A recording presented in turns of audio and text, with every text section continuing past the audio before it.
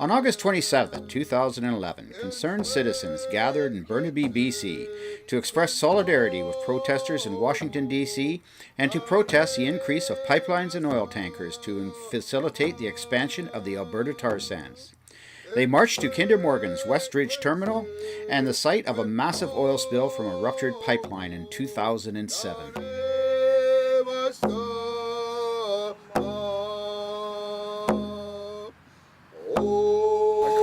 At this time to hear us in our thoughts. Mistimo. Now we make our minds strong for what we're going to do today.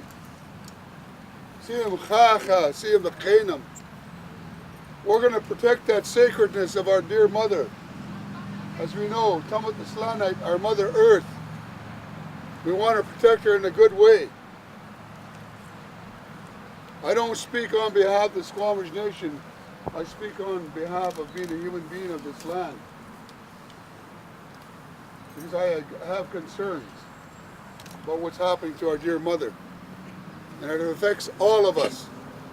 So I've been asked to offer thought and welcome each and every one of you here today. And the only way that came to mind this morning when I got up was to sing our grandmother's song. They call it a canoe song. And this song came hundreds of years ago. And our grandmother told us the story when Vancouver was burning before it became Vancouver. Our people in Otsalahan, you might know it as North Vancouver, but I know it as Otsalahan. That's in our language. Siyam the Ka'oth, Siyam the Kachtanes, Siyam the Haikum. They got in their canoes at that time when Vancouver was burning. And they were concerned about the people. They said, we're going to go over and we're going to help and do our best. And the grandmother told us this is the song that they sang when they were in their canoes to go over and help the people. Have mercy on us all, on all us human beings.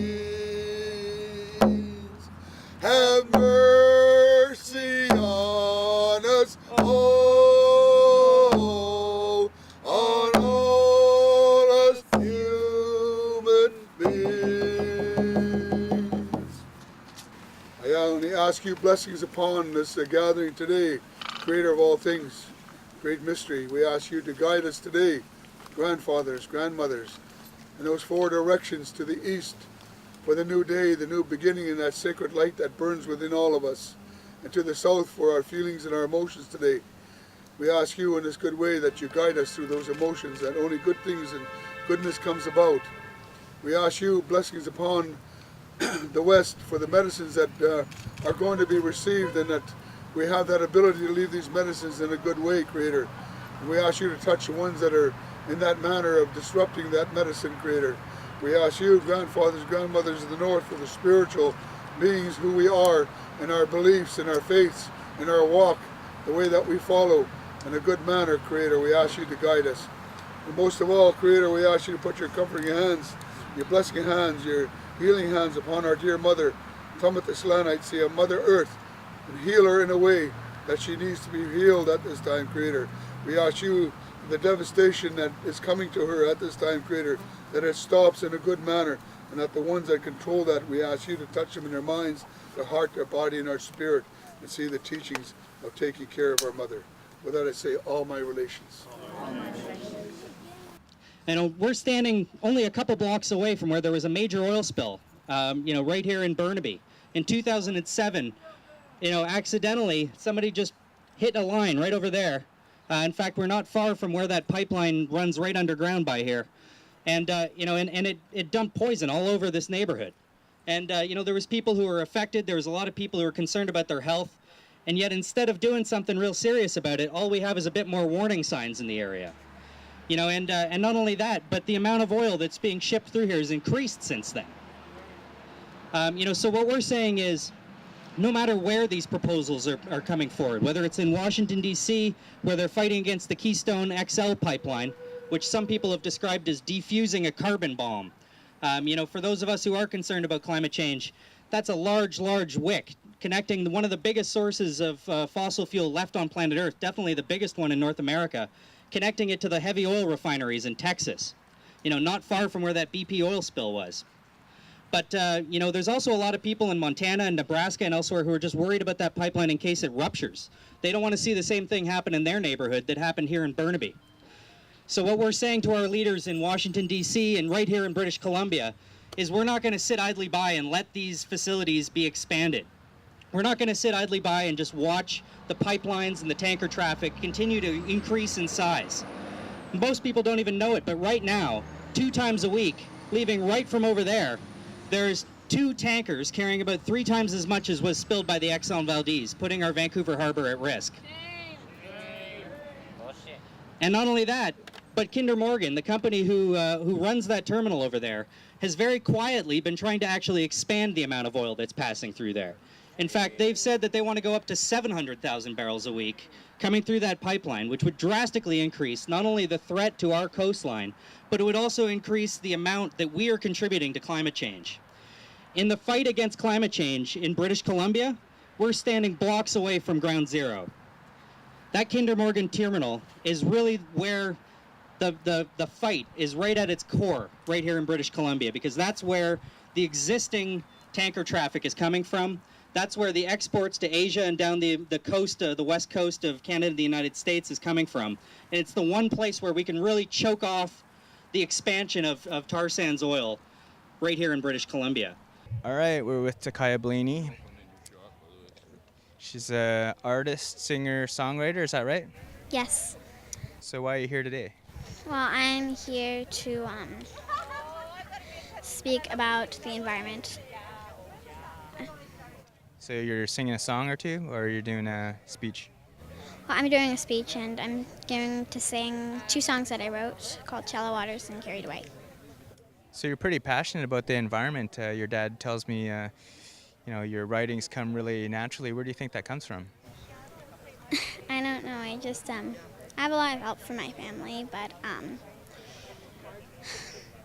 I'm worried about the environment because it's our Earth, and if you want our Earth to stay alive for the future generations, if you want our future because I want the future generations to be able to enjoy the same things that we have, to be able to walk outside and smell fresh air. But the way we're polluting this Earth, we're polluting it like there's no tomorrow.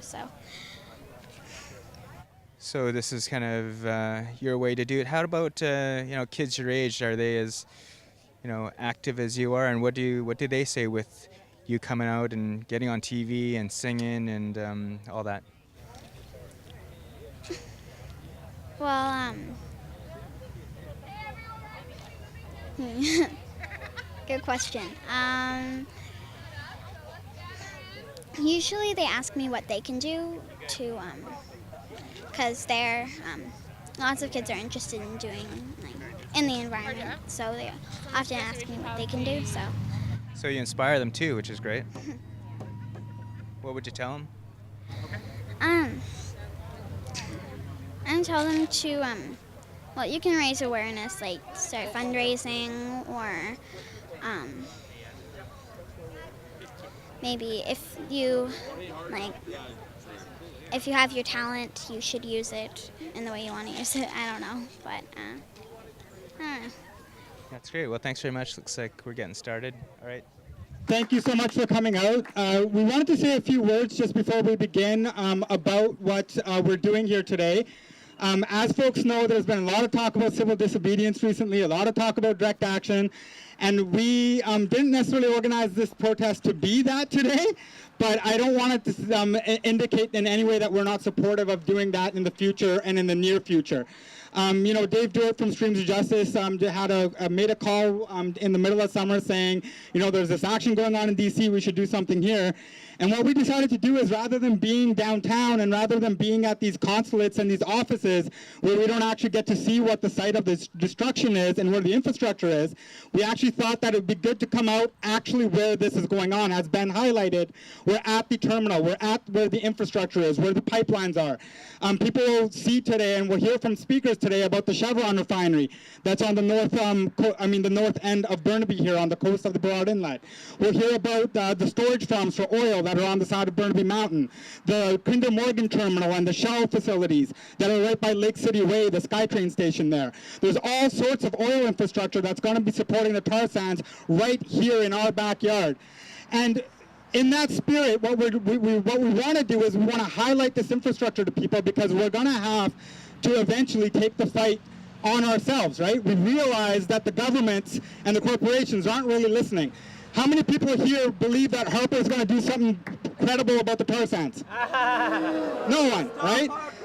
I mean, we can't rely on the federal government or these representatives of ours, quote-unquote representative of ours, to make change. People are going to have to do it themselves. And that's why we're here, to see where that change can be made. We're going to see that today. Howdy, my name is Vicki Peters. I come from Wet'suwet'en Territory. Would like to sing the Women's Warrior song. This song comes from Martina Pierre from Lillooet Territory. Ways back, Lillooet was going through a traumatic event that had to do with the land up in Lillooet. Martina Pierre was very concerned and didn't know what to do, so she went into a sweat lodge and asked for help. This old prayer song came to her, and whenever needed, this prayer song is to be used, and we're using it today for the healing of our Mother Earth, to end the destruction.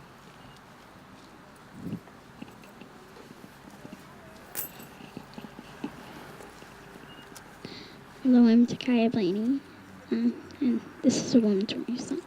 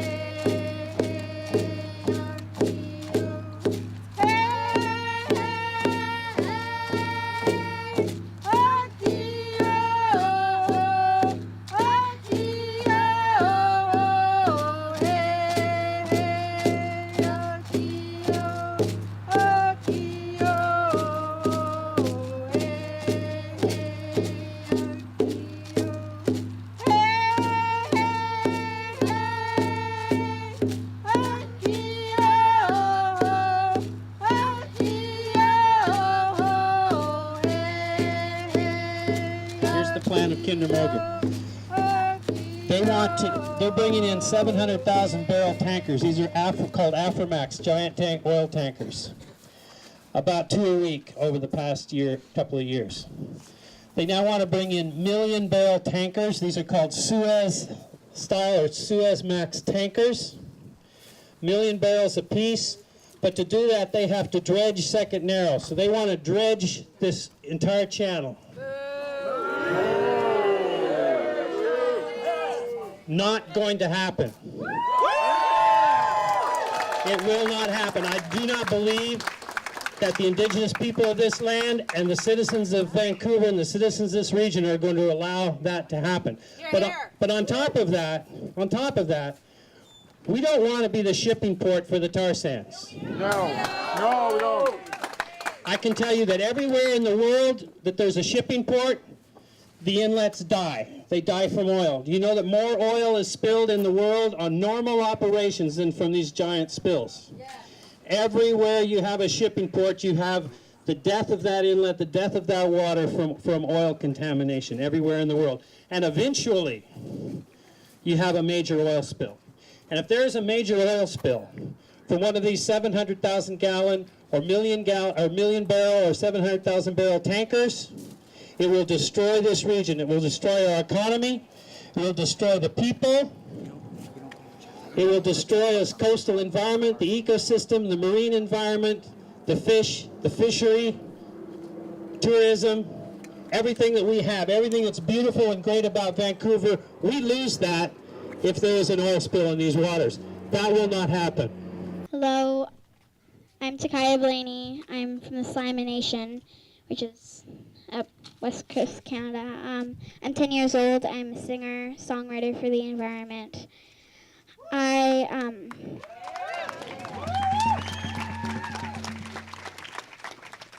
speak about the environment because as a country, as Earth, we need to see change in how we do things. We can't keep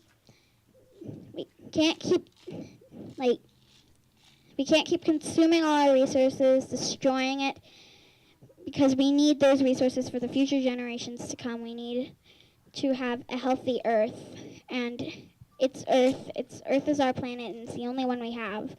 So we need to preserve it. We need to preserve our planet. We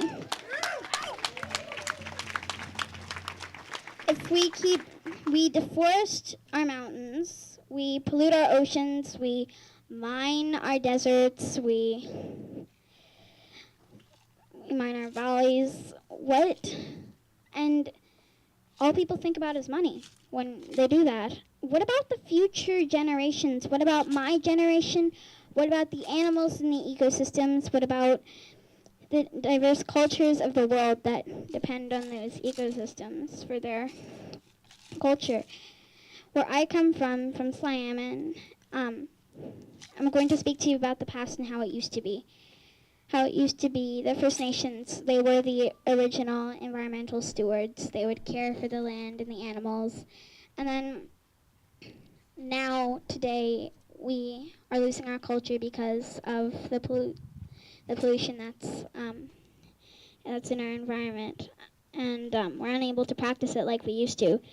And the Sliammon village was in a place called Tishisum, and we were pushed out. They were pushed out of their own land, and now in place, well, traveling back to today, now in that place is a logging industry, a mill, and the rivers are dammed, and the sockeye are gone, and Sliammon, the word Sliammon, it means place of the spawning herring. There's no more herring there anymore. So, when I was always interested in the environment, but then there was this newspaper article, and I read that they would have this proposal to bring a pipeline from the tar sands of Alberta over to Kitimat, and that they're planning to hang the pipeline off cliffs in the Rockies. And anyone can see that's ridiculous, just no matter how old you are. But I was really upset about that proposal, so I wrote a song called Shallow Waters.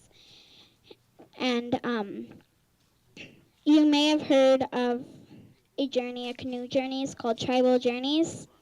It's where the different nations, they have their journeys, they practice their culture, and then they have this big canoe journey each year. And they're planning to put super tankers up and down along the coast from Kitimat to California. And if that proposal goes through, then Tribal Journeys wouldn't be anymore. So I had the song Shallow Waters about a year ago, and it was done just about a month or 2 months after the Gulf oil spill happened. So it was very appropriate for that time. So I'm going to sing Shallow Waters. In shallow waters I can't see. Your clear waves lapping at my feet. The lifeless ocean, black, not blue. I didn't help but deep down I knew. In shallow waters I used to see dolphins playing in front of me. The seaweed swaying, keeping time. Tidal rhythms, laugh, not cry. Oh, oh, oh, oh, why do tears fall from the sky? Oh, oh, oh, oh, have we given up? Please tell me why. Remember the salty ocean breeze. We used to build castles on the beach, splashing around in the summer heat. Now it's just oil up to our knees. Bring back the days we used to care, when all of these troubles were not there. Cry for help, this is my song. If we do nothing, it'll all be gone. In shallow waters I can't see the wondrous life God created to be. But tankers and pipelines keep coming through. I turned my head and so did you. Oh, oh, oh, oh, why do tears fall from the sky? Oh, oh, oh, have we given up? Please tell me why. Remember the salty ocean breeze. We used to build castles on the beach, splashing around in the summer heat. Now it's just oil up to our knees. Bring back the days we used to care, when all of these troubles are not there. Cry for help, this is my song.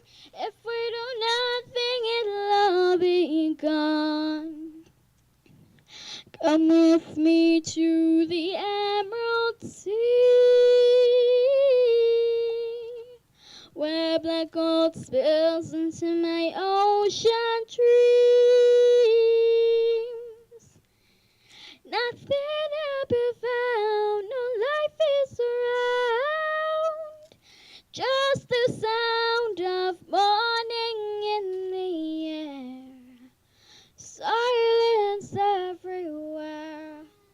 Ooh, oh, oh, oh, oh, oh, why do tears fall from the sky? Oh, oh, oh, oh, have we given up? Please tell me why. Remember the salty ocean breeze. We used to build castles on the beach, splashing around in the summer heat. Now it's just oil up to our knees. In shallow waters I can't see your clear waves lapping at my feet. Thank you. I was working at the Shell oil industry for about 8 years, and I just got diagnosed with cancer in January 12th this year. So I'm battling for my life right now with cancer, and I got diagnosed with breast cancer. So there's about 3 of us women back home who's got breast cancer, who had breast cancer, and they survived it. And so what does it tell a person? Like, there's about maybe 1,400 people back home, and 3 women from Fort Chip was diagnosed with breast cancer. And something different about me though, like the doctors had diagnosed me with this, but actually had found that I had was diagnosed with 2 different types of breast cancer, which one type was pretty rare, and not too many women get that. And apparently, I was diagnosed with that, but I've been fighting it since January anyway, getting chemotherapy. I don't have any hair left, and but that's part of the whole thing of recovering from this disease. And I really strongly believe that I had picked up this disease while I was working out there and living in Fort Chip off and on. And it gets really bad, and the eyes starts getting watery, and your nose fills up with black stuff, and then you cough. And then, like, that's the first 10, 15 minutes as you go there. And I did that for about 8 years, 12 hours a night, and I was working night shift and 12 hours a night, and I did that, and I, you know, like, of course, this is part of why I've got this disease, because I was living it. I was living all this pollution and everything that's going on back home. Sickening, really sick. The water's really bad. We don't even have any water left anymore. Got no water left anymore. I remember those days when we used to walk right across the river, the Clearwater River. I mean, not able to walk across the Clearwater River. Now we can just go across the Clearwater River like ankle deep water. And at one time we couldn't even do that. Like we had to go across with a canoe or a boat. That's exactly what's happening back home. They're taking the waters and they're denying the fact that they're using all this water to process all the oil. And then apparently some of it's coming down here too. It's going to be, like it's been dispersing all throughout the world, all this oil and gas coming from my hometown, destroying the life, destroying our life, destroying the life of the animals, the fish. Everything is going down. There's nothing left back home. This is exactly what industry has done to many of us people. We're forced to leave our own homelands and try to make a go of it somewhere else. This is not right. This is not right. I wish there was something I can do to stop this. I've been, actually we had organized movements in 2001, 2000, to make the people back home, like the industry, to make them realize what they're doing to our people, but they had ignored us along with some of our leaders too, and the chiefs didn't realize at that time how serious it was. 12 years later, now they know exactly what we were trying to do. So everybody's being affected, even here, right here. I can't believe it. Like I'm actually here. I don't even want to stand here anymore. Just looking at this. This is one of the points where the oil sands from back home is being distributed. I never knew that. Yeah, this is crazy. This is crazy. I would like to see it stop.